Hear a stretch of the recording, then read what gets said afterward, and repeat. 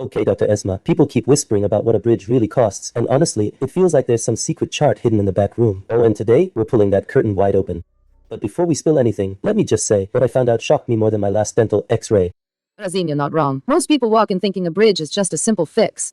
But once they learn what actually shapes the final decision, let's just say their eyebrows go up fast. And today, we're giving them the part nobody explains clearly. Exactly, stay with us, because in a moment we're revealing the one factor that changes everything, and almost nobody sees it coming.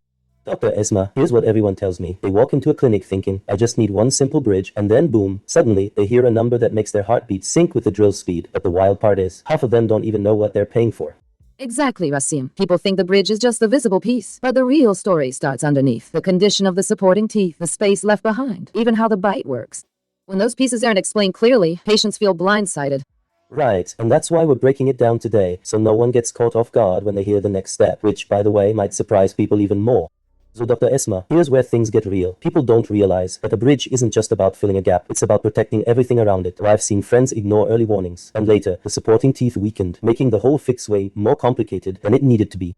That's true, Rasim. When the surrounding teeth shift or the bite collapses, the treatment becomes much more than just placing a bridge. I've had patients who waited too long, and suddenly, we're talking about stabilizing teeth, reshaping the bite, or even correcting gum issues before we can start. Exactly, and that's why understanding the real factors behind the decision matters. Because the earlier you handle it, the smoother everything goes. And the next part we're about to reveal explains why timing is your secret weapon. Dr. Esma, I remember you once mentioned a patient who thought replacing a missing tooth was just a cosmetic fix, or that when you showed them the long-term stats, how untreated gaps can increase bite strain by nearly a third, they were stunned. People don't realize the chain reaction happening inside their mouth. Exactly, Rasim. And that case still sticks with me. The patient waited years, and by the time they came in, the supporting teeth had tilted so much, we needed a staged treatment plan. What should have been a simple bridge became a more complex restoration journey. And that's why understanding the background matters, because the moment people see how quickly things shift, they realize waiting isn't neutral, it's actually moving the whole situation in the wrong direction.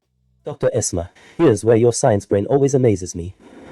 When you explain how a bridge works biomechanically, the load distribution, the way the bite forces travel, I realize it's not just a piece of porcelain. It's engineering happening inside the mouth.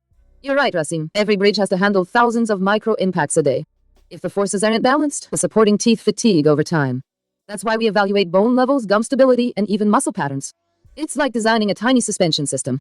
And that's the part people rarely hear, the science behind the decision, which makes our next question even more interesting. How does all this engineering translate into the choice patients ultimately make? Alright, Dr. Esma, let's give people the roadmap. If someone walks into your clinic today needing a bridge, what's the step-by-step path that actually gets them from confusion to clarity? First, Rasim, we start with a full oral exam and a digital scan.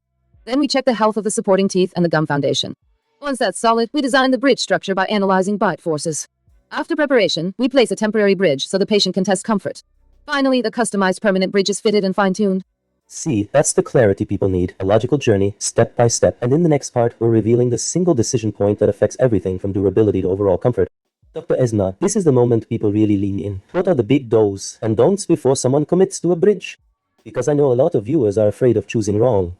Great question, Rasim. First, do get a proper evaluation of the supporting teeth. If they're weak, the bridge won't last. Second, do ask for a clear explanation of the bite analysis. And don't rush into treatment without checking gum stability. Another big don't is ignoring discomfort with a temporary bridge. That feedback helps us adjust the final design. That's gold. Simple do's and don'ts that can save people from major headaches. And trust me, our next section connects all of this to the part everyone's been waiting for. And